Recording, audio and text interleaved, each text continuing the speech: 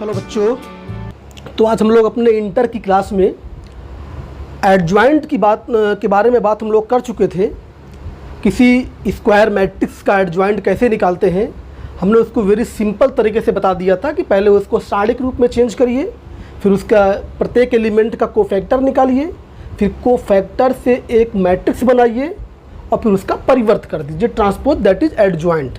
आज हम एडजॉइंट की कुछ प्रॉपर्टी के बारे में आपको बताना चाहते हैं। ठीक है, सम प्रॉपर्टी ऑफ एडजॉइंट, यानी एडजॉइंट को क्या बोलते हैं? एडजॉइंट को बोलते हैं सहखंडज आव्यूह। तो सहखंडज आव्यूह जिसको इंग्लिश में क्या बोलते हैं? Adjoint matrix. कैसे निकालते हैं इसको बता चुके हम कि कुछ गुण, अब उसको चाहे आप गुण के रूप में याद कर लीजिए, चाहे सूत्र के रूप में याद कर लीजिए, वेरी यूजफुल रहेंगे कंपटीशन के लिए भी आपके भविष्य में।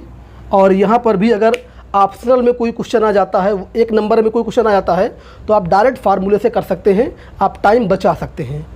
पूरा लॉन्ग प्रोसेस से करेंगे टाइम बर्बाद होगा, और जो हम फार्मूला बताएंगे उस फार्मूले से आप करेंगे तो बहुत ही आसान तरीके से आप आंसर ला सकते हैं।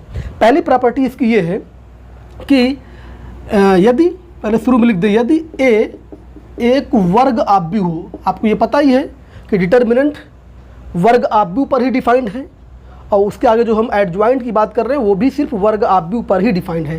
तो यदि ए एक वर्ग आव्यूह हो तो इसका हम एडजॉइंट निकाल सकते हैं।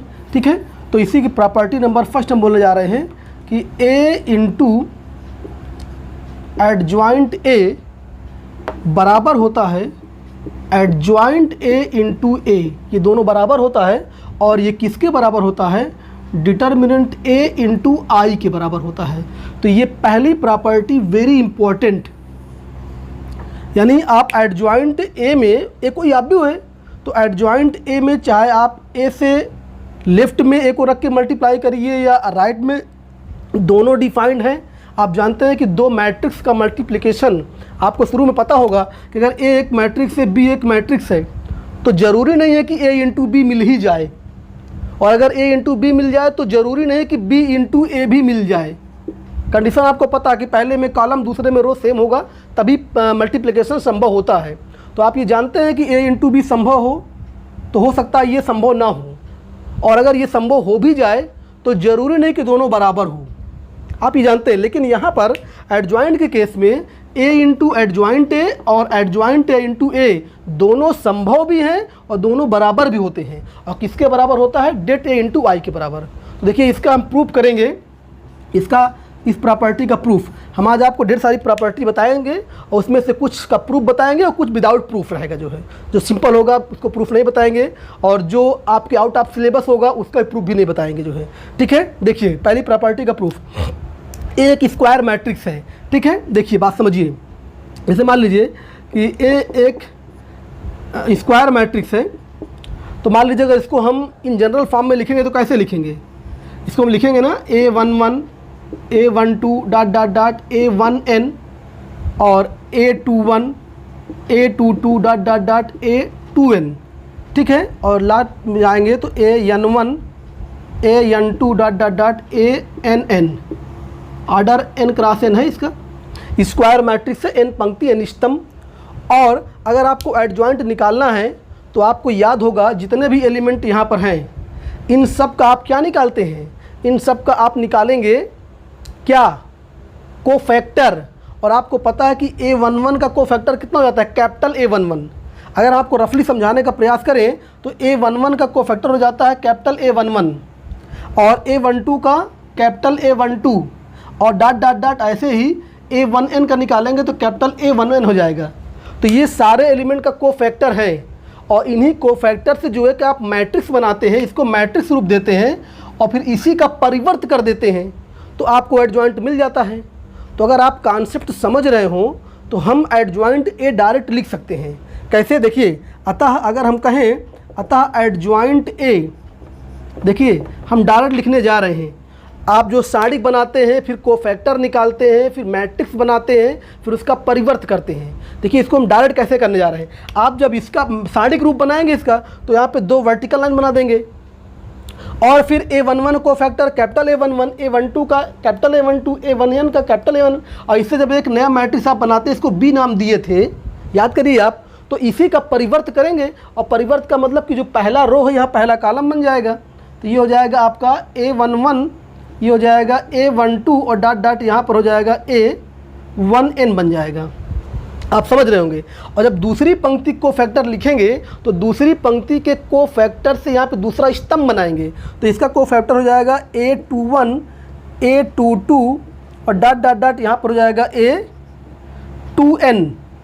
और लास्ट वाली पंक्ति यहाँ पर जो है इसके को फैक्टर से आप इसका लास्ट स्तंभ बना दें, परिवर्त कर रहे हैं लास्ट में। तो ये हो जाएगा आपका AN1, AN2 dot dot dot AN हो जाएगा।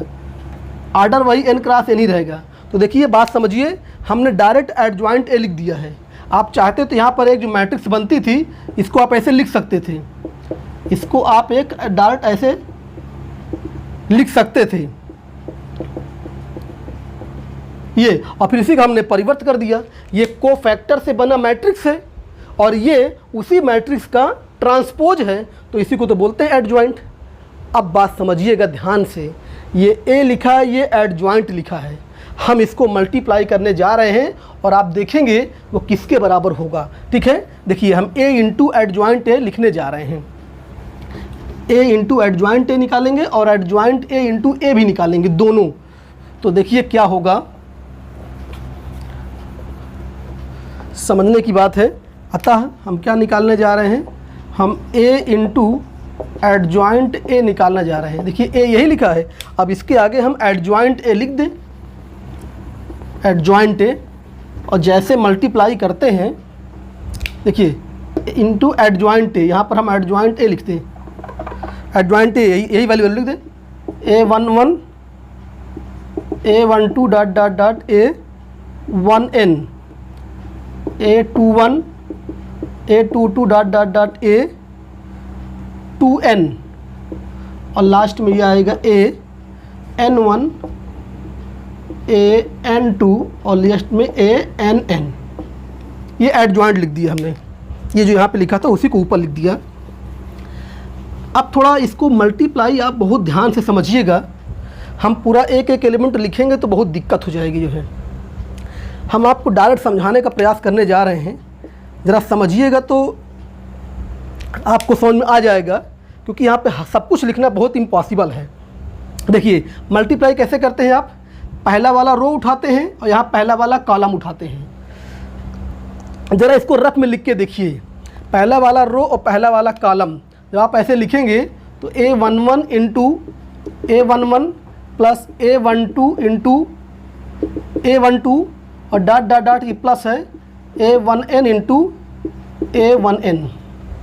हमने क्या किया कि फर्स्ट रो के साथ फर्स्ट कॉलम का मल्टीप्लाई करेंगे और उसको कहाँ, यहाँ पे लिखेंगे पहले स्थान पर। ज़रा इसको गौर करिए और पहचानिए ये क्या लिखा है। ये जो शुरू में आप मैट्रिक्स A लिए थे उसके पहले रो, ये पहले रो में जो पहले रो के एलिमेंट हैं उन प्रत्येक एलिमेंट में उन्हीं के को फैक्टर से मल्टीप्लाई कर रहे हैं कि नहीं कर रहे हैं। A11 का को फैक्टर शुरू में आप क्या माने थे बोलिए, तो A11 का को फैक्टर यही तो माने थे, A11 कैपिटल लेटर वाला। तो देखिए A11 के साथ A11 का मल्टीप्लाई है और देखिए A12 के साथ A12 का मल्टीप्लाई है और A1n के साथ A11 का मल्टीप्लाई है, यानी जो एलिमेंट है उसी का को फैक्टर है। और याद करिए किसी भी रो या किसी कॉलम के प्रत्येक एलिमेंट में आप यदि उसी के को फैक्टर से मल्टीप्लाई करते हैं तो क्या मिलता है, सारणिक का मान मिलता है कि नहीं मिलता है। तो जब आप फर्स्ट रो और फर्स्ट कॉलम मल्टीप्लाई करेंगे तो यहाँ पे सारणिक का मान अर्थात डेट A मिलेगा कि नहीं मिलेगा। ये डेट A की वैल्यू है कि नहीं है, ये डेट A की वैल्यू है कि नहीं है, ये जो है बात समझिएगा जो है। और जब आप फर्स्ट रो और सेकंड कॉलम मल्टीप्लाई करने जाएंगे तो यहाँ पर देखिए ये एलिमेंट है A11 और यहाँ पर एक कैपिटल A21 है। क्या A11 का को फैक्टर ये है, नहीं है, ये दूसरे वाले का। देखिए A21 को फैक्टर कितना होता है, A21 का कैपिटल A21, तो इसके साथ कैपिटल A21 का मल्टीप्लाई होगा और A12 के साथ कैपिटल A22 अर्थात इसका को फैक्टर है। यानी अब की बार पंक्ति पहली है और इसमें मल्टीप्लाई किसके साथ हो रहा है, दूसरी वाली पंक्ति कोफैक्टर, ये जो देख रहे हैं आप, ये जो यहाँ पे सेकंड कॉलम है, ये दूसरी वाली पंक्ति का कोफैक्टर नहीं है। तो फर्स्ट रो में मल्टीप्लाई किसके साथ करने जा रहे हैं? दूसरी पंक्ति के कोफैक्टर के साथ। और हमने लास्ट टर्न पे आपको प्रॉपर्टी बताया था कि किसी रो के सभी एलिमेंट्स का मल्टीप्लाई अगर आप दूसरे रो के कोफैक्टर से करेंगे तो वो जीरो हो जाएगा ऑलवेज। तो अगर इसको आप इसके साथ मल्टीप्लाई करें, या इसको भी अलग से हम लिख दें हम एक दिखाने के लिए, तो ये जो आप लिखेंगे A11 इंटू कैपिटल A21 और plus A12 into capital A22 plus A1n into capital A2n। ये देखिए एलिमेंट, ये देख रहे हैं आप, ये एलिमेंट, ये एलिमेंट, ये एलिमेंट, ये फर्स्ट रो के हैं। और जो आप कोफैक्टर देख रहे हैं, ये वाला कोफैक्टर, ये वाला कोफैक्टर, ये वाला कोफैक्टर, ये दूसरे रो के एलिमेंट के हैं। तो एलिमेंट पहले रो के हैं और कोफैक्टर दूसरे रो के एलिमेंट के हैं। अवयव कहीं और का, कोफैक्टर कहीं और का, तो इसका मान तो जीरो बताए थे हम। तो इसका मतलब ये यहाँ पे जीरो मिलेगा। और इसी प्रकार जब आप फर्स्ट रो का सेकंड कॉलम से मल्टीप्लाई करेंगे तो वो भी जीरो मिल जाएगा। फर्स्ट रो का थर्ड कॉलम तो वो भी जीरो मिल जाएगा, क्योंकि सब कोफैक्टर देखिए अलग अलग है। और लास्ट में जब आप इसको मल्टीप्लाई करेंगे लास्ट वाले कॉलम से तो ये भी तो जीरो मिल जाएगा। तो कोफैक्टर वो आखिरी वाली पंक्ति का है। ये जो आप देख रहे हैं किसका कोफैक्टर है? ये आखिरी वाली पंक्ति कोफैक्टर है कि नहीं है? और ऐसे ही जब दूसरे रो में आएंगे तो दूसरे रो में जब यहाँ फर्स्ट कॉलम मल्टीप्लाई करेंगे तो रो देखिए दूसरा है, और ये जो कॉलम फर्स्ट किससे बना है? फर्स्ट रो के कोफैक्टर से। तो रो दूसरा है, एलिमेंट दूसरे रो के हैं और कोफैक्टर पहले रो के हैं, तो यहाँ पे जीरो मिल जाएगा। और जब सेकंड रो का सेकंड कॉलम से मल्टीप्लाई करेंगे तो अब देख लीजिए ये इन्हीं के कोफैक्टर ये लिखे हैं 21 21 22 22 2n 2n। तो दूसरा रो का एलिमेंट और ये दूसरे रो के कोफैक्टर भी हैं। जब इनको इससे मल्टीप्लाई करेंगे तो फिर वही हमें क्या मिल जाएगा? फिर हमें डेट ए मिल जाएगा। फिर हमें डेट ए मिल जाएगा जब जिस रो के एलिमेंट हों और उसी रो के एलिमेंट्स के कोफैक्टर हों, तब तो डेट ए मिल जाएगा, अन्यथा हर बार जीरो। और ऐसे ही जब इसको लास्ट वाले से मल्टीप्लाई करेंगे तो फिर आप जीरो पा जाएंगे। और लास्ट में ऐसे आएंगे तो देखिए ये लास्ट रो और कॉलम फर्स्ट करेंगे तो रो एलिमेंट लास्ट रो के हैं और ये कोफैक्टर देख लीजिए पहले रो के हैं, तो यहाँ आपको जीरो मिल जाएगा। ऐसे ही जब ये इस रो का सेकंड कॉलम से करेंगे तो देखिए रो एलिमेंट आखिरी रो के हैं ये, और ये कोफैक्टर दूसरे वाले रो के हैं, तो फिर जीरो पा जाएंगे। और जब लास्ट में जाएंगे तो देखिए आखिरी रो है एलिमेंट और इसी कोफैक्टर ये हैं, तो यहाँ पे आपको फिर डेट ए मिल जाएगा, फिर डेट ए मिल जाएगा। तो इस तरह से हमने मल्टीप्लाई कर दिया और बहुत कम हमने लिखा है। दो अलग से हमने आपको दिखा दिया है कि जब एलिमेंट और कोफैक्टर एक ही रो के होंगे तब तो आपको डेट ए मिलेगा, और एलिमेंट किसी और रो के हों, कोफैक्टर किसी और रो के हों, तब हमेशा जीरो मिलेगा आपको। ठीक है, तो इस तरह से हमने ये वैल्यू निकाल दिया मल्टीप्लाई करके जो है। अब क्या करेंगे? अब यहाँ पे देखिए ये आपको क्या मिला? ए इंटू एडजॉइंट मिला। और आप जानते हैं कि किसी मैट्रिक्स के प्रत्येक एलिमेंट में अगर कुछ कॉमन होता है तो उसको बाहर निकाल लेते हैं। देखिए डेट ए यहाँ पे सब में है, जहाँ पे जीरो वहाँ पे हम डेट ए इंटू जीरो लिख सकते हैं। तो डेट ए पूरे में कॉमन है तो ये डेट ए बाहर आ जाएगा, और जब डेट ए बाहर आ जाएगा तो यहाँ पे बचेगा 1 1 0 0 0 1 0 0 0 1, तो ये क्या बन जाएगा? और ये पूरा आई के बराबर हो जाएगा, तो ये डेट ए इंटू आई। तो इस तरह देखिए प्रूफ हो गया ए इंटू एडजॉइंट ए बराबर डेट ए इंटू वाई। इसी प्रकार अगर आप एडजॉइंट ए इंटू ए निकालेंगे तो भी यही आ जाएगा। तो हमने पहली प्रॉपर्टी देखिए प्रूफ कर दिया है। अब चलिए और प्रॉपर्टी देखते हैं। ये काफ़ी इम्पॉर्टेंट प्रॉपर्टी थी कि एडजॉइंट ए में अगर आप ए से मल्टीप्लाई करते हैं तो किसके बराबर आएगा? Det A into adjoint a, sorry det A into I, यानी आई मतलब यूनिट मैट्रिक्स। दूसरी प्रॉपर्टी देखिए, दूसरी प्रॉपर्टी होती है कि एडजॉइंट ए का अगर आप डिटर्मिनेंट निकालें तो किसके बराबर आएगा? ये डेट ए की पावर n-1 के बराबर आएगा, जहाँ n क्या है? जहाँ n आव्यूह ए की कोटि है। ठीक है, मैट्रिक्स ए का आर्डर है ये, जैसे n क्रॉस n आर्डर है ये। अब देखिए इसका भी प्रूफ हम बता देते हैं, इसका भी प्रूफ कर लीजिए। अभी आपने एक फार्मूला देखा था, हम जानते हैं कि ए इंटू एडजॉइंट ए बराबर होता है डेट ए इंटू आई। अभी आपने किया वो एडजॉइंट ए इंटू ए भी इतना होता है, किसी एक से कर लीजिए। अब हम क्या करेंगे, दोनों पक्षों में डेट लेने जा रहे हैं, ठीक है। अतः हम इधर भी डेट का चिन्ह लगा दें, a into adjoint a equal to, इधर भी डेट लगा दें, इधर भी डेट का चिन्ह लगा दें। अब देखिए, अभी लास्ट टर्म पे हमने एक फार्मूला आपको लिखवाया था कि दो मैट्रिक्स के मल्टीप्लिकेशन का डिटर्मिनेंट उनके डिटर्मिनेंट्स के मल्टीप्लाई के बराबर होता है।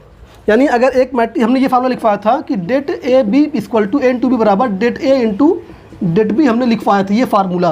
तो मान लीजिए एक मैट्रिक्स ये आपका ए है, एक इसको बी मान लीजिए, तो ए इंटू बी, तो इसका फार्मूला होगा ए का डिटर्मिनेंट इंटू एडजॉइंट ए का डिटर्मिनेंट बाय दैट फार्मूला। और एक फार्मूला हमने ये लिखवाया था कि किसी मैट्रिक्स में अगर आप कोई कांस्टेंट के से मल्टीप्लाई करें और तब उसका डिटर्मिनेंट निकालें तो किसके बराबर होता है, के की पावर n डेट ए, जहाँ पे n क्या है, उसका ऑर्डर है। तो यहाँ पे देखिए ना, ये कोई संख्या मान लीजिए डेट ए, तो कोई संख्या है। किसी मैट्रिक्स का आप अगर स्टैटिक निकालते हैं तो कोई संख्या ही तो आती है। तो ये मान लीजिए आपका k लिखा है, ये k और k इंटू आई, और यहाँ पर i n ऑर्डर का है, तो इसकी वैल्यू कितनी हो जाएगी, k की पावर n, k का मतलब यहाँ पे डेट a, k की पावर n इंटू डेट a अर्थात डेट i यहाँ पर हो जाएगा, ठीक है, डेट i। तो हमने इस फार्मूले का यूज कर लिया। k यहाँ पर कोई कांस्टेंट है, यहाँ पर डेट a एक कांस्टेंट है, तो k की पावर n इंटू डेट i हो गया। अब देखिए, बात समझिए, इसको अगर उधर भेज दें हम तो ये हो जाएगा एडजॉइंट a का डिटर्मिनेंट, और ये जाएगा तो बटे में चला जाएगा, ये पावर n और बटे डेट a। और i का डिट कितना होता है, यूनिट मैट्रिक्स का डिटर्मिनेंट 1 होता है। लिखवाया था हमने फार्मूला, हमने ये फार्मूला भी लिखवाया था कि i का साड़ी कितना होता है, 1। यूनिट मैट्रिक्स से बनी साड़ी का मान सदैव 1 होता है, हमने बताया था। तो ये आपका 1 हो गया। और अब देखिए ना, यहाँ पे डेट एक संख्या है, ऊपर जाएगी पावर घट जाएगी इसका। तो इसके बाद अगर हम यहाँ पे लिखें तो एडजॉइंट ए का डिटर्मिनेंट बराबर कितना हो गया, देखिए ये पावर ऊपर n है, नीचे पावर 1, ऊपर जाएगा घट जाएगा, तो पावर कितना हो जाएगा, n-1। ये देखिए दूसरा फार्मूला हमने प्रूफ कर दिया। पहला फार्मूला ये था a इंटू एडजॉइंट ए बराबर डेट ए इंटू आई, और दूसरा है एडजॉइंट ए से बनी साड़ी का मान। अगर आप पूछें तो आप इस फार्मूले का यूज कर सकते हैं, ठीक है। कभी कभी क्या होता है, जैसे मान लीजिए अगर आपको एडजॉइंट पता है तब तो साड़ी का मान निकालने में कोई दिक्कत नहीं है, लेकिन क्वेश्चन अगर ऐसे पूछ ले, बात समझिए, इस फार्मूले का यूज ऐसा आप कैसे करेंगे।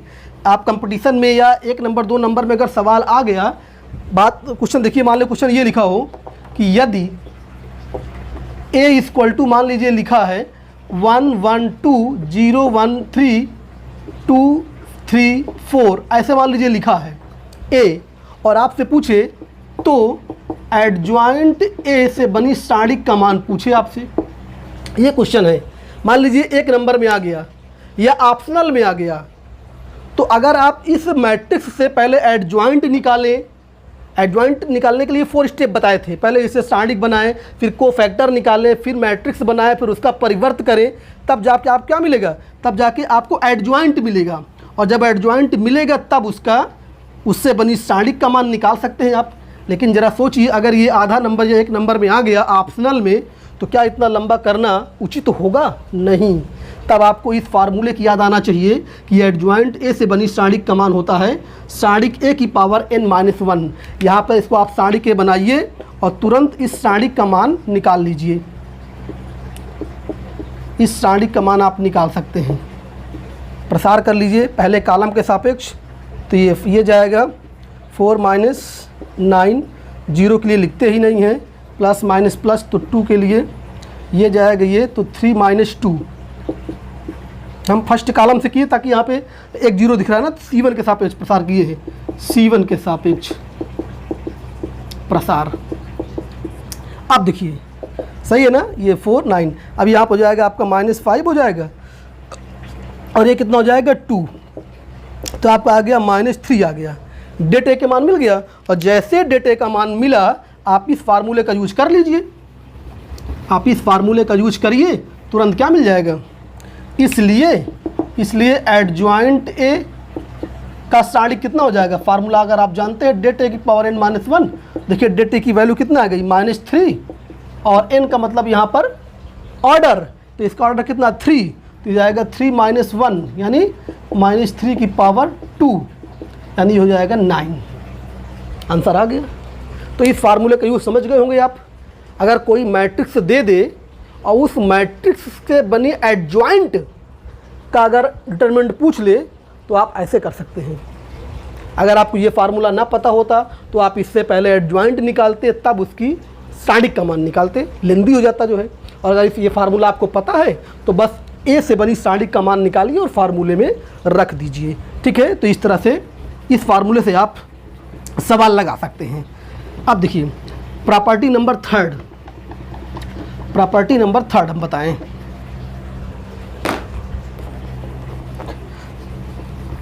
प्रॉपर्टी थर्ड क्या है कि अगर मान लीजिए कोई मैट्रिक्स दिया है और उसमें किसी कांस्टेंट से मल्टीप्लाई कर दे तो हम उससे बनी मैट्रिक्स का एडजॉइंट कैसे निकालेंगे। तीसरी प्रॉपर्टी है, देखिए तीसरी प्रॉपर्टी कि ए कोई मैट्रिक्स है और आप इसमें किसी रियल नंबर से मल्टीप्लाई कर दें और तब अगर उसका एडजॉइंट निकालें, एडजॉइंट के ए, तो इसका फार्मूला होता है k की पावर n-1 इंटू एडजॉइंट ए, ये फार्मूला होता है। ठीक है, अब इसको देखिए प्रूफ करने को कर सकते हैं आप, लेकिन इसका विदाउट प्रूफ ही इसको बस याद कर लीजिए कि अगर मान लीजिए कोई नंबर से मल्टीप्लाई है तो उसका आप एडजॉइंट कैसे निकाल सकते हैं। ठीक है, अभी इस पर एक सवाल बता देंगे। चौथा प्रॉपर्टी ये है कि अगर मान लीजिए दो मैट्रिक्स है सेम आर्डर के तो उनका मल्टीप्लिकेशन पॉसिबल है a इंटू बी, और अगर a इंटू बी का आप एडजॉइंट निकालें, एडजॉइंट a इंटू बी, तो ये रिवर्सल रूल का पालन करेगा, adjoint b into adjoint a हो जाएगा इसका फार्मूला। ठीक है, adjoint b into adjoint a। जैसे अगर आपको याद हो ट्रांसपोज, जब ट्रांसपोज a इंटू बी निकाले थे हम, a इंटू बी का अगर हम ट्रांसपोज निकाले थे तो ये b transpose into a transpose हो गया था। यहाँ पर भी रिवर्स हो गया था, जब हम ए बी का इन्वर्स निकाले थे तो ये भी बी इन्वर्स ए इन्वर्स हो गया था। यानी मल्टीप्लिकेशन में, दो मैट्रिक्स के मल्टीप्लिकेशन में, चाहे आप ट्रांसपोज निकाले हों, चाहे इन्वर्स निकाले हों, या आप एडजॉइंट निकालने जा रहे हैं, दोनों तीनों रिवर्सल रूल का पालन करते हैं। यानी मल्टीप्लाई तो होंगे ही लेकिन रिवर्स हो जाते हैं, पहले ए था फिर बी था, यहाँ पे बी ए पहले पलट जाएंगे, क्रम पलट जाता है। ठीक है, तो ये चौथी प्रॉपर्टी हो गई। इसी प्रकार पांचवी प्रॉपर्टी क्या है, देखिए इसको आप सिर्फ फार्मूले के रूप में याद करिए। पांचवी प्रॉपर्टी ये है कि मान लीजिए ए कोई मैट्रिक्स है और इसके पावर में कोई नेचुरल नंबर है, इसका अगर हमें एडजॉइंट निकालना है, एडजॉइंट ए की पावर के, तो ये होता है एडजॉइंट ए की पावर पूरे में के लग जाएगा। ये यहाँ पर के क्या है, यहाँ पर के नेचुरल नंबर है, के बिलोंग्स टू नेचुरल, और यहाँ वाला के क्या है, यहाँ वाला के रियल नंबर है। ध्यान दीजिएगा, यहाँ पे के का मान कुछ भी हो सकता है, कोई भी वास्तविक संख्या हो सकती है, लेकिन इस फार्मूले में के जो पूर्णांक जो यहाँ पावर में देख रहे हैं ये प्राकृतिक संख्या है। ठीक है, तो अब इन फार्मूले पे सवाल कैसे बनता है, बहुत आसान। देखिए जैसे मान लीजिए ए की वैल्यू कुछ दे दे, या हमें डायरेक्ट फार्मूला पे ही यूज करना पड़े इसको, तो कैसे यूज करेंगे। जैसे देखिए इसी पे कोई सवाल बनाना हो, जैसे ए की वैल्यू दिया हो, ए की वैल्यू, और आपसे उसमें कहे कि के इंटू ए का एडजॉइंट निकालिए, के इंटू ए, और ए का ऑर्डर पता हो मान लीजिए 3, तो यहाँ पर जो पहले आप लिख दीजिए के की पावर 3-1 यानी के स्क्वायर इंटू एडजॉइंट ए हो जाएगा। ये इसका वैल्यू निकाल सकते हैं। ऐसे इसमें अगर ए स्क्वायर हो तो यहाँ पे एडजॉइंट ए का स्क्वायर हो जाएगा, ए क्यूब हो तो एडजॉइंट ए का क्यूब हो जाएगा। ठीक है, तो ये आप डायरेक्ट फार्मूला पे सवाल ऑप्शनल में कर सकते हैं। अब देखिए ये पांचवा फार्मूला हो गया, और छठा फार्मूला हम आपको बताएं। छठा फार्मूला ये है कि अभी आपने देखा एडजॉइंट ए निकालना, एडजॉइंट ए लास्ट टाइम पे आपको सिखाया गया था कि अगर ए दिया हो, मैट्रिक्स ए दिया हो, तो आप एडजॉइंट निकालने के लिए 4 स्टेप। अब हम आपको बताएं कि अगर आप एडजॉइंट निकाल लिए एडजॉइंट ए और इसका अगर आपको एडजॉइंट निकालना हो, एडजॉइंट ए का एडजॉइंट, तब आप चाहें तो वो 4 स्टेप मत करिए भाई। किसी मैट्रिक्स का अगर आपको एडजॉइंट निकालना है तो 4 स्टेप बताए थे। पहले उसको सारणिक रूप में कन्वर्ट करिए, फिर प्रत्येक एलिमेंट का कोफैक्टर निकालिए, फिर कोफैक्टर से एक मैट्रिक्स बनाइए जिसको बी नाम देते थे, और फिर उसका परिवर्त करिए। ये एडजॉइंट के लिए है। लेकिन अगर मान लीजिए आप एडजॉइंट निकाल लिए और फिर से उसका एडजॉइंट पूछे तो आप डायरेक्ट एक फार्मूला याद कर लीजिए, डेट ए की पावर n-2 इंटू ए होता है ये फार्मूला। तो आप इस फार्मूले से दोबारा अगर एडजॉइंट निकालना हो तो आप उस 4 स्टेप से बच सकते हैं। बात समझ गए मेरी जो है। अगर आपको ये निकालना हो, एडजॉइंट निकाल लिए आप एक बार और दोबारा एडजॉइंट पूछे तो उस 4 स्टेप में मत जाइए। बस आप डेट ए निकालिए, उसकी पावर n-2 करिए, इंटू ए कर दीजिए। और एन यहाँ पे क्या, एन वहीं पे आर्डर है, यहाँ पर आर्डर ऑफ ए है, ठीक है। और यदि ये जो मैट्रिक्स बनी भाई, जब जितनी बार आप एडजॉइंट करेंगे एक नया मैट्रिक्स बनता है। तो अगर आप इसका डिटर्मिनेंट पूछ ले, एडजॉइंट ऑफ ए, अगर इसका डिटर्मिनेंट पूछ ले तो इसके लिए भी आपको पूरा शुरू से ये नहीं करना है कि पहले हम इसका एडजॉइंट निकालें फिर एडजॉइंट निकालें। आप डायरेक्ट, ये फार्मूला होता है डेट ए की पावर n-1 का स्क्वायर, इस फार्मूले से आप कर सकते हैं। डेट ए की पावर n-1 का स्क्वायर। अगर इसका सारणिक का मान पूछ ले तो ऐसा नहीं कि पहले हम एडजॉइंट निकालें फिर उसका एडजॉइंट करें फिर सारणिक का मान निकालें। नो, आप डायरेक्ट एक लाइन में आप कर सकते हैं। बस आप डेट ए का मान निकालिए, सारणिक ए का मान निकालिए और n आपको पता ही रहेगा, यहाँ पे रख दीजिए आपका आंसर। तो बोलिए, ऑप्शनल के लिए 1 नंबर के लिए ये फार्मूला कितना लाभदायक है। तुरंत आप सारणिक का मान निकालिए, आंसर मिल जाएगा आपको, ठीक है। और 8वीं प्रॉपर्टी ये है कि अगर मान लीजिए ए है, उसके ट्रांसपोज का एडजॉइंट पूछे तो ये किसके बराबर होगा, आप एडजॉइंट निकाल के ट्रांसपोज कर दीजिए। यानी ये क्या है कि आप ट्रांसपोज निकाल के तब एडजॉइंट करिए या एडजॉइंट निकाल के ट्रांसपोज बाद में करिए, बात बराबर होता है।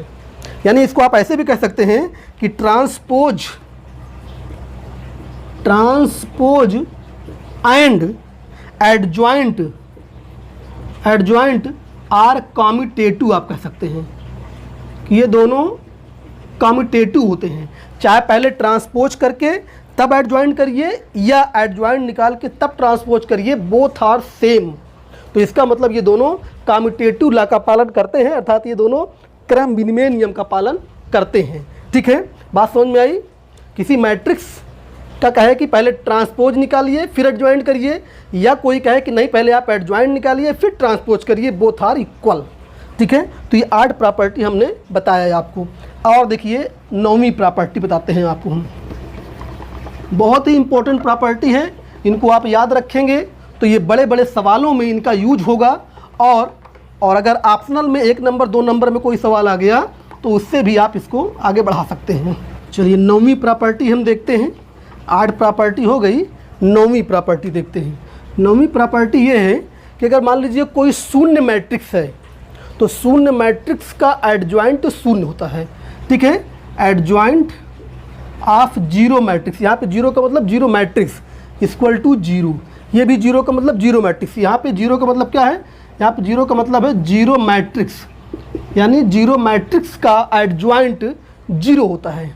और 10 नंबर, अगर आप आइडेंटिटी मैट्रिक्स, आइडेंटिटी तत्समक आव्यूह का एडजॉइंट निकालेंगे तो ये तत्समक होता है। इकाई मैट्रिक्स का एडजॉइंट इकाई होता है, शून्य मैट्रिक्स का एडजॉइंट शून्य होता है, ठीक है। और इसी प्रकार अगर आप किसी डायगोनल मैट्रिक्स का एडजॉइंट निकालें, इसको हम ऐसे लिखें कि a is diagonal matrix, a is diagonal matrix, आप समझ रहे हैं, डायगोनल विकर्ण आव्यूह, तो इसका एडजॉइंट भी, एडजॉइंट ए इज डायगोनल। इकाई का एडजॉइंट इकाई, डायगोनल का एडजॉइंट डायगोनल। और अगर ए ट्रायंगुलर है, ए इज ट्रायंगुलर, ट्रायंगुलर मैट्रिक्स, तो इसका एडजॉइंट भी ट्रायंगुलर होगा, इसका एडजॉइंट भी ट्रायंगुलर होगा। ठीक है, अब देखिए 13 नंबर ये बताएं हम कि अगर ए सिमेट्रिक मैट्रिक्स है, ए इज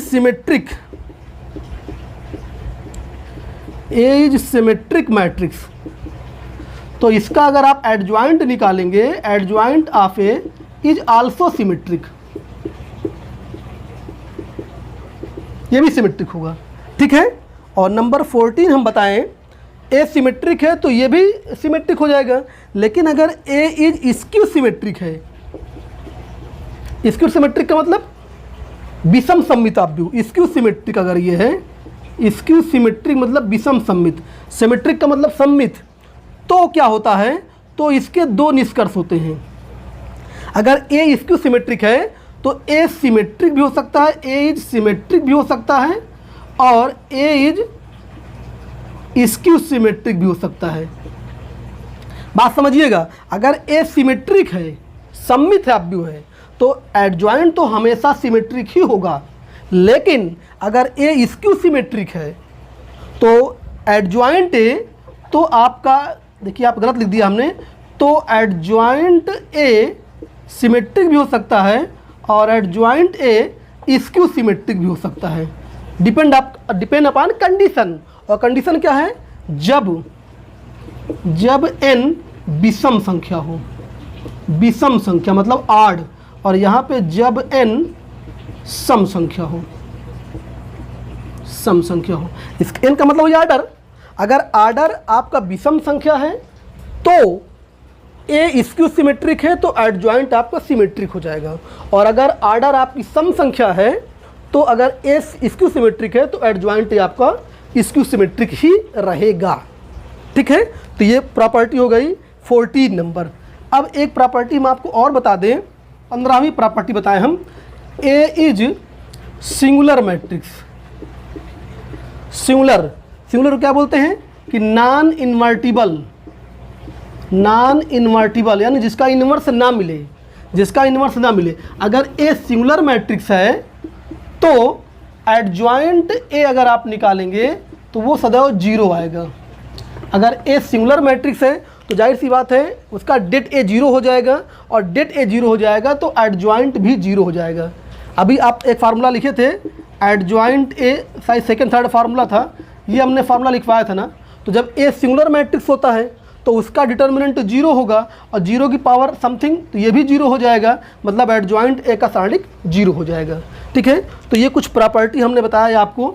अब इसमें से चलिए कुछ का प्रूफ हम बता देते हैं जो आपके सिलेबस में हो और यूजफुल भी हो, इम्पोर्टेंट भी हो। जैसे एक हम ये प्रॉपर्टी बता दें कि अगर ए सिमेट्रिक है तो सिद्ध कीजिए कि एडजॉइंट भी सिमेट्रिक होगा।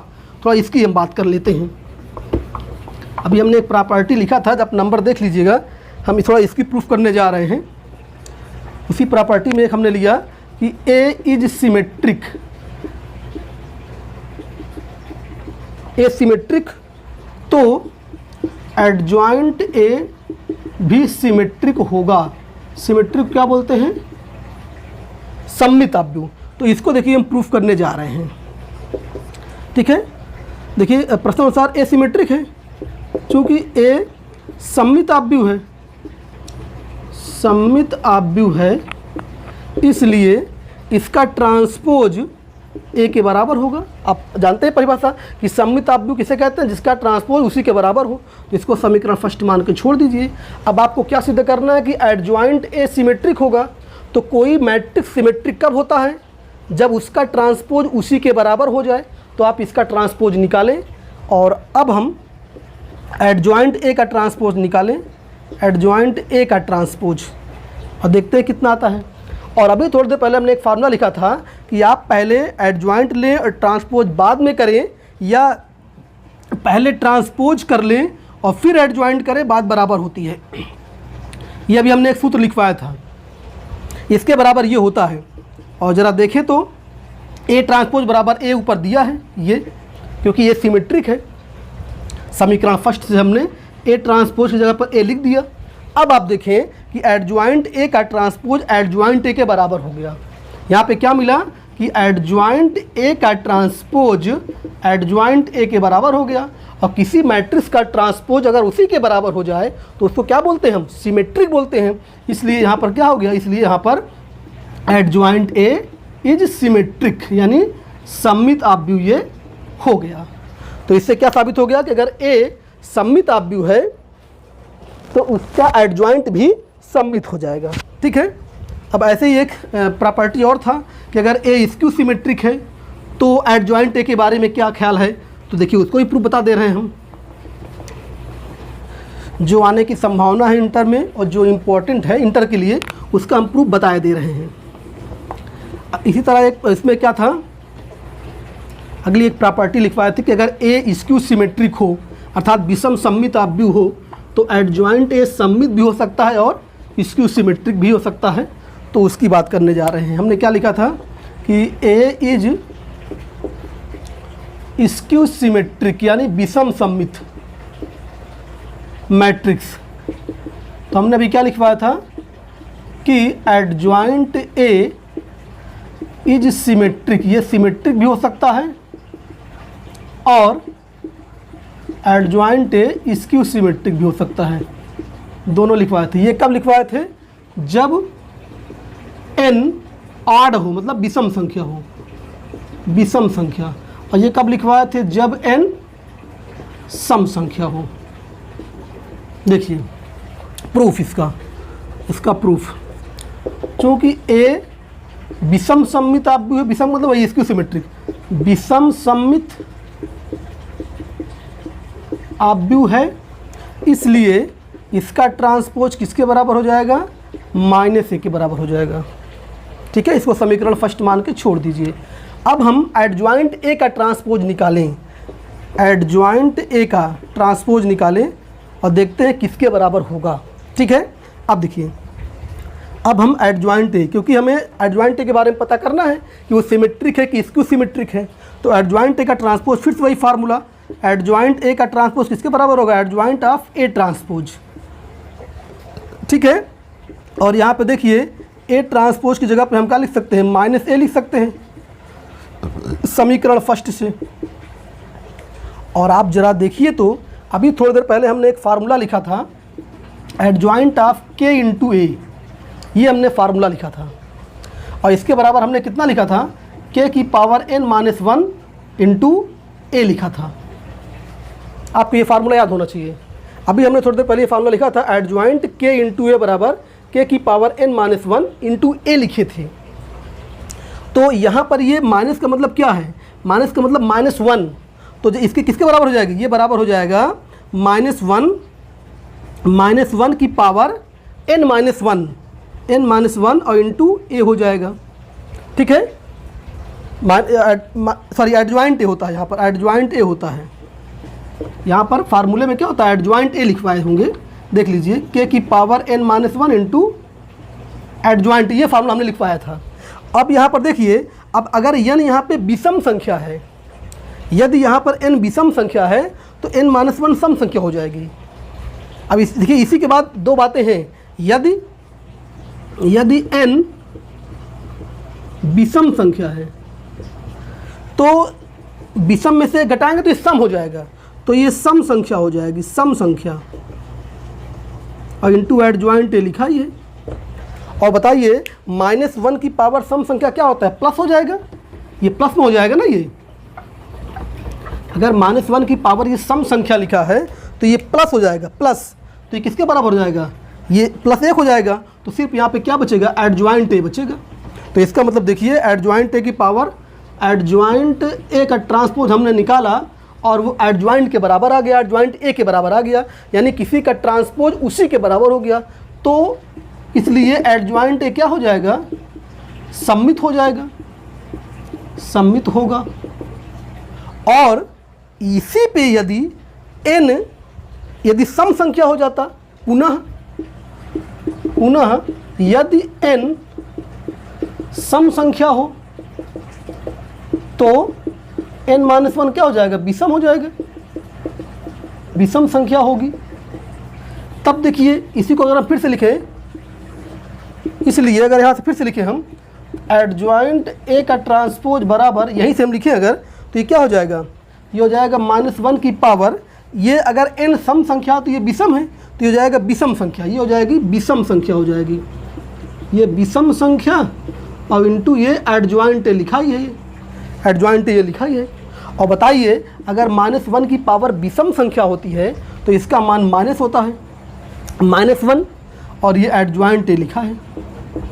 अब ज़रा देखिए तो एडजॉइंट ए का ट्रांसपोज अपने निगेटिव के बराबर हो गया, और किसी का ट्रांसपोज याद करिए ए ट्रांसपोज बराबर माइनस से होता था तो वो इसकी सिमेट्रिक होता था, वो ए ट्रांसपोज बराबर अगर माइनस से होता था, ये देखिए लिखा भी है, ए ट्रांसपोज बराबर माइनस से हो तो विषम सममित है, तो यहाँ पर ए एडजॉइंट ए का ट्रांसपोज माइनस एडजॉइंट ए के बराबर है, इसलिए यहाँ पर क्या हो जाएगा कि एडजॉइंट ए विषम सममित आप भी होगा, विषम सममित आव्यूह होगा। ठीक है, तो इस तरह से हमने आपको ये बता दिया कि अगर ए सममित आव्यूह था तो एडजॉइंट ए हमेशा सममित होगा, लेकिन अगर ए विषम सममित आव्यूह है तो एडजॉइंट ए सममित भी हो सकता है, विषम सममित भी हो सकता है, वो उसके ऑर्डर पर डिपेंड करता है। अगर ऑर्डर विषम संख्या है तो एडजॉइंट ए सममित होगा, और अगर ऑर्डर सम संख्या है तो एडजॉइंट ए विषम सममित आव्यूह हो जाएगा। तो ये आपके इंटर लेवल में ये इंपॉर्टेंट है।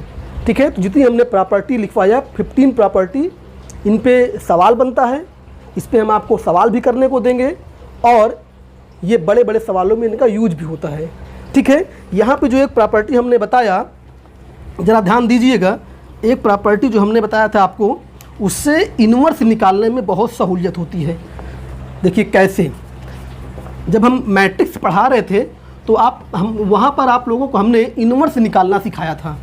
क्या सिखाया था? इन्वर्स। जिस मैट्रिक्स का इन्वर्स मिल जाता था उसको आप बोलते थे नॉन सिंगुलर मैट्रिक्स या व्युत्क्रमणीय आव्यूह, और जिसका नहीं मिलता था उसे अव्युत्क्रमणीय या सिंगुलर मैट्रिक्स बोलते थे उसको। ठीक है, तो यहाँ पे आपने जो फार्मूला देखा, उस फार्मूले की मदद से ज़रा देखें, अभी ने एक आपने फार्मूला देखा था a into adjoint a equal to det A into I, ये आपने फार्मूला देखा।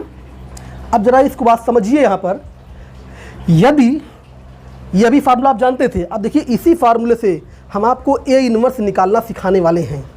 आप वहाँ पर भी जब आप मैट्रिक्स पढ़ रहे थे तो वहाँ भी आप ए इन्वर्स निकाले थे। कैसे? बाय एलिमेंट्री प्रोसेस, प्रारंभिक संक्रियाओं की मदद से, row elementary operation, column elementary operation, तो उसकी मदद से आप वहाँ पे ए इन्वर्स निकाले थे। ठीक है, अब हम देखिए इस चैप्टर की मदद से, डिटर्मिनेंट की मदद से कैसे इन्वर्स की बात करते हैं। आप ये फार्मूला जानते हैं? आप जानते हैं? लिख देंगे हम जानते हैं, हम जानते हैं। ठीक है, ये फार्मूला। अब अगर यहाँ पे डेट ए जो ये एक संख्या है, किसी मैट्रिक्स का सारणिक एक संख्या होती है, डेट ए आप निकालते हैं तो किसी में 10 आ गया, किसी में 9 आ गया, तो वो एक संख्या होती है। और अगर ये संख्या नॉट इक्वल टू 0 है तो इससे आप दोनों पक्षों में डिवाइड कर सकते हैं। और जब दोनों पक्षों में डिवाइड करें, देखिए क्या बनने वाला है, अगर इसको हम ऐसे लिखें, दोनों पक्षों में डिवाइड कर दें, दोनों पक्षों में डिवाइड कर दें, हम दोनों पक्षों में डिवाइड क्यों कर रहे हैं? यदि det A not equal to 0, ठीक है, यदि det A not equal to 0, तभी तो डिवाइड कर पाएंगे। भाई आप किस संख्या से डिवाइड कर पाते हैं? डिवाइड आप किस नंबर से करते हैं? जो 0 ना हो। तो डेट ए से आप अगर डिवाइड कर रहे हैं तो तभी डिवाइड किए होंगे जब वो 0 ना रहा होगा। अगर 0 होता तो हम डिवाइड ही नहीं करते। और आप ज़रा बताइए, ये तो कट जाएगा, इधर आई बचेगा, और इधर कितना हो जाएगा? ए इंटू एडजॉइंट ए बटे डेट ए होगा। और आप याद करिए, हमने आपको एक फार्मूला बताया था जब इन्वर्स पढ़ा रहे थे मैट्रिक्स के दौरान, जब हम व्युत्क्रम मैट्रिक्स की बात कर रहे थे तो वहाँ पे हमने एक फार्मूला आपको बताया था कि a इंटू बी लिखा हो और b इंटू ए लिखा हो और दोनों i के बराबर हो। a इंटू बी बराबर b इंटू ए बराबर i, तो a और b दोनों एक दूसरे के व्युत्क्रम कहलाते थे। b a का व्युत्क्रम है, a भी b का व्युत्क्रम है। यानी ये जो b आप देख रहे हैं इसको हम लिख सकते हैं a का व्युत्क्रम है, ये a का इन्वर्स है। तो यहाँ पे देखिए ना, इसको ए पढ़िए, इसको बी पढ़िए। ए इंटू बी बराबर आई लिखा है, ए इंटू बी बराबर आई। और एक जिसमें और फार्मूला होता है ए इंटू एडजॉइंट हमने लिखा है, एक फार्मूला ये भी तो होता है, एडजॉइंट ए इंटू ए भी होता है। अगर उसको लेके हम चले होते, ये होता है, अगर उसको लेके चले होते तो ये पलट जाता, एडजॉइंट ए बटे डेट ए इंटू ए बराबर आई हो जाता। यानी ए बी और बी ए दोनों यहाँ पे संभव है। तो जब ए इंटू एडजॉइंट ए बटे डेट ए बराबर आई लिखा है, तो इसका मतलब ये जो देख रहे हैं आप, ये क्या है, ये ए का इन्वर्स है कि नहीं है, ए का इन्वर्स है कि नहीं है। तो इसको हम कह सकते हैं कि अतः ये जो आप देख रहे हैं एडजॉइंट ए बटे डेट ए, ये बराबर ए इन्वर्स ही है ये। तो ए इन्वर्स निकालने का ये एक फार्मूला बन गया आपके सामने, ठीक है। इसको हम कैसे लिखें ज़रा देखिए, very important formula, very important formula जो है,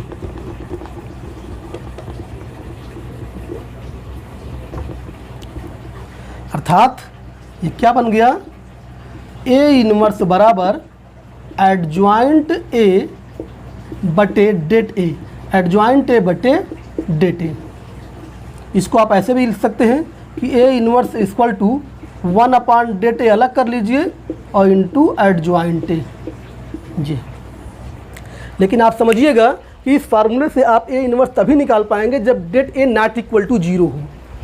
date A not equal to 0, अगर डेट ए 0 हो जाएगा तो ए इन्वर्स मिलेगा ही नहीं।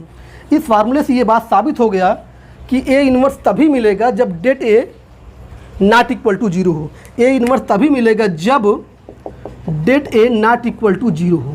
तो इसकी मदद से जो आपको वहाँ पे हमने व्युत्क्रमणीय मैट्रिक्स बताया था कि ऐसा आव्यूह जिसका इन्वर्स मिलता है उसको व्युत्क्रमणीय आव्यूह कहते हैं, तो उसकी एक नई परिभाषा मिल गई।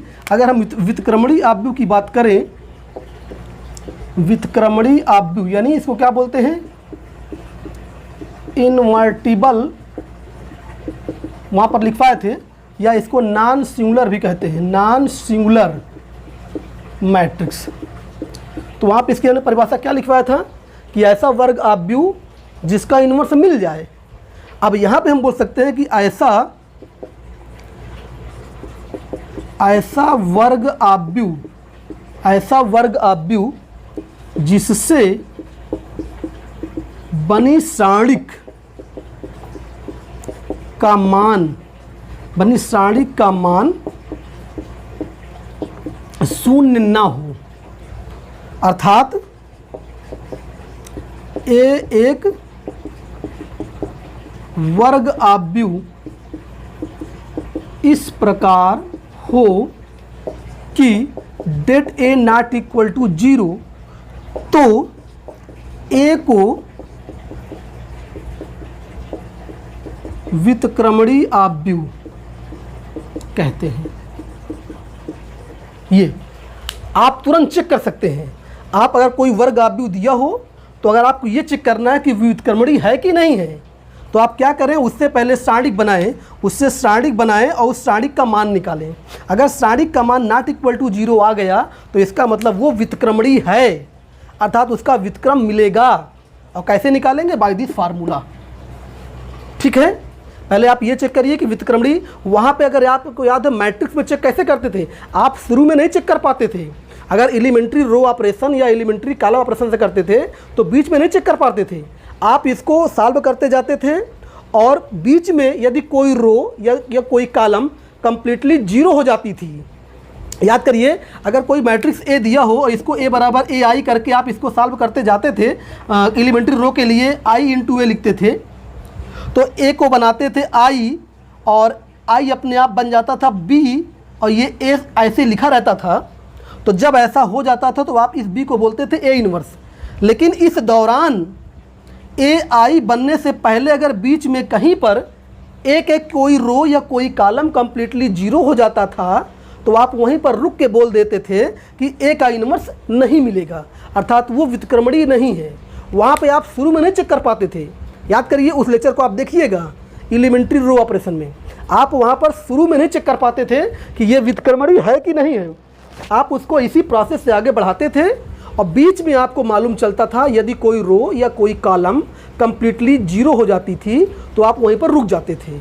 लेकिन इस चैप्टर की मदद से, सारणिक की मदद से आप शुरू में ही चेक कर सकते हैं। क्या चेक कर सकते हैं कि दी गई मैट्रिक्स व्युत्क्रमणीय है कि नहीं है। क्या करना होगा आपको, छोटा सा काम करना होगा, उसको सारणिक रूप बनाइए और उसका मान निकाल लीजिए, और जब सारणिक का मान 0 ना मिले तब आप कहेंगे अब इसका इन्वर्स मिल जाएगा, अर्थात ये व्युत्क्रमणीय है।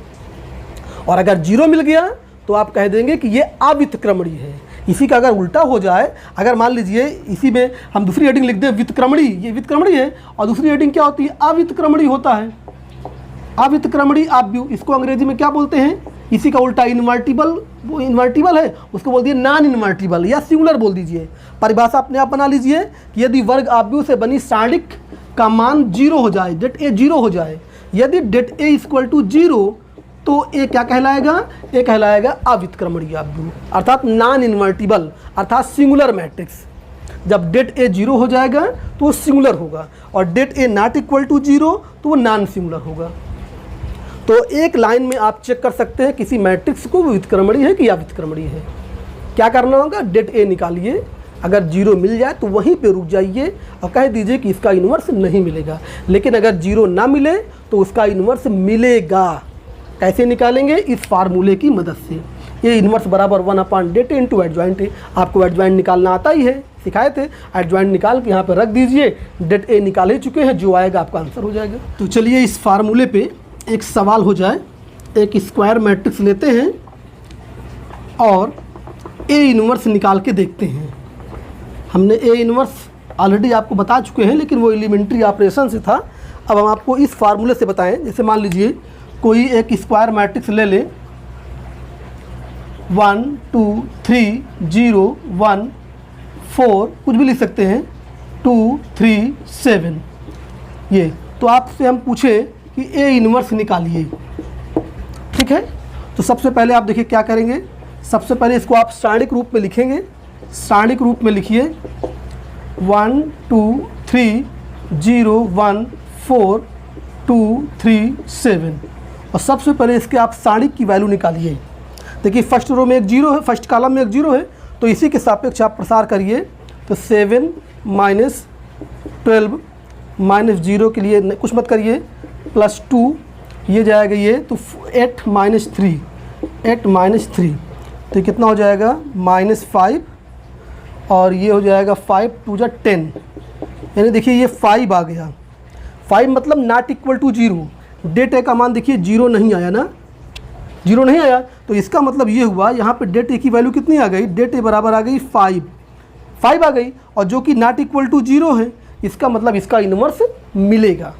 अब इन्वर्स निकालने के लिए सबसे पहले क्या करें, हम पहले एडजॉइंट निकालेंगे। और एडजॉइंट निकालने के लिए क्या करते हैं, एडजॉइंट निकालने के लिए पहले हम इस जो सारणिक है, सारणिक के अवयवों का कोफैक्टर निकालें, ठीक है। तो सारणिक ए के अवयवों का सहखंड या सहगुणनखंड निकालें। एक एक एलिमेंट का 1 का सहखंड, देखिए यही निकालना है, आप दिक्कत होता है, हमने बताया था। तो ये प्लस के लिए देखिए ये जाएगा, तो डायरेक्ट लिखें क्या, 7 माइनस 12, तो ये -5 आएगा, ठीक है।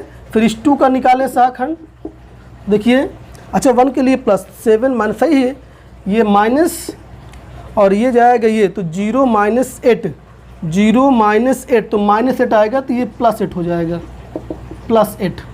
और फिर इस 3 का निकालें तो प्लस से होगा, ये जाएगा ये, तो 0 माइनस 2, तो 0 माइनस 2 -2 आएगा, तो ये हो जाएगा आपका -2।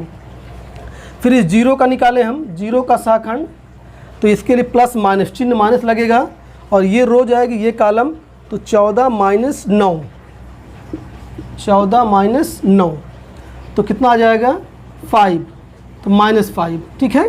फिर इस 1 का निकालें, 1 का सहखंड, प्लस माइनस प्लस चिन्ह प्लस होगा, और ये रो जाएगी ये कॉलम, तो 7 माइनस 6, 7 माइनस 6 यानी +1 आएगा। और फिर इस 4 का निकालें सहखंड, तो प्लस माइनस चिन्ह लगेगा माइनस, ये कॉलम जाएगी ये रो, तो 3 माइनस 4, 3 माइनस 4, तो -1, ये +1 हो जाएगा आपका, ठीक है। फिर इस 2 का निकालें सहखंड, 2 का सहखंड, तो प्लस माइनस प्लस चिन्ह लगेगा, और ये रो जाएगी ये कॉलम, तो 8 माइनस 3, तो 8 माइनस 3 यानी 5 हो जाएगा।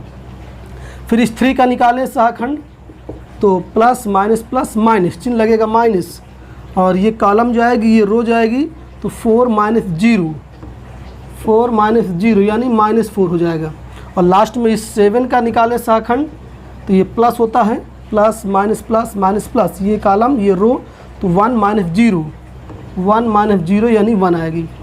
इसी को आप ध्यान से देख लीजिएगा, अगर इसमें गलती होगी तो फिर आंसर नहीं आएगा, और इसी में गलती की संभावना ज़्यादा रहती है। तो जब इसको आप निकालें तो एक बार रुक के ज़रूर इसको चेक कर लें, ठीक है। अब ये अगर ये मिल गया कोफैक्टर, तो हम क्या करते हैं, इस कोफैक्टर से एक नया मैट्रिक्स बनाते हैं। क्या करते हैं, क्या लिखेंगे हम, डेट ए के अवयवों के शाखंडों से बना आव्यूह, तो इससे एक आव्यूह बनाएंगे, ठीक है। देखिए क्या करेंगे, हम एक नया आव्यूह बनाएंगे और फिर उसी का परिवर्त कर देंगे। देखिए क्या लिखेंगे, आता है डेट ए के अवयवों के सहखंडों से बना आव्यूह, इसी को आप भी नाम दिए थे, नाम देना हो दे दीजिए। तो फर्स्ट रो से ये बनेगा तो -5 8 -2, और फिर सेकंड रो इससे बनेगा -5 1 + 1, -5 1 1, और फिर ये 5 -4 1, 5 -4 1, ठीक। अब इसी का परिवर्त कर दिए थे तो क्या मिल गया था, एडजॉइंट है, इसलिए एडजॉइंट है बराबर क्या हो जाएगा, इसी का परिवर्त करना, बी का परिवर्त करना है, तो परिवर्त कर दीजिए। इसी का परिवर्त करिए तो क्या हो जाएगा, फर्स्ट रो बन जाएगा आपका फर्स्ट कॉलम, सेकंड रो बन जाएगा आपका सेकंड कॉलम, और थर्ड रो बन जाएगा आपका थर्ड कॉलम। ये तो ये आपका एडजॉइंट हो गया। और डेट अभी आप निकाले थे 5 था, तो इसलिए ए इनवर्स बराबर क्या फार्मूला होता है, 1 det A into adjoint A, ठीक। तो डेट ए की वैल्यू 5 और एडजॉइंट ए ये लिखा ही है, -5 8 -2 -5 1 1, और ये 5 -4 1, तो ये आपका ए इनवर्स आ गया। अब अगर आप चाहें तो ये जो 1/5 बाहर लिखा है इसी को आप अंदर कर दीजिए, तो आपका आंसर आ जाएगा। ये अगर इसको आप अंदर करें तो ये कट जाएगा, ये -1, ये हो जाएगा -1, और ये +1, और ये हो जाएगा आपका 8/5 1/5, और ये -4/5, और ये -2/5 1/5 और 1/5, तो ये आपका ए इनवर्स हो जाएगा। अगर आपको उत्तर की जांच करनी है तो आप क्या करेंगे, स्वयं ए इंटू ए इनवर्स निकालिए और ए इनवर्स इंटू ए निकालिए, दोनों बार आई आना चाहिए। अगर आता है तो सही है, और नहीं आता है तो फिर कहीं मिस्टेक हो गया है, आप फिर से इसी प्रोसेस से कर सकते हैं, ठीक है। तो हमने आपको ए इनवर्स निकालना सिखा दिया 3x3 मैट्रिक्स का। तो आज की क्लास यहीं पर समाप्त करते हैं। अगले में लेक्चर में आप और सवाल लेके आएंगे और भी सॉल्व करेंगे। धन्यवाद।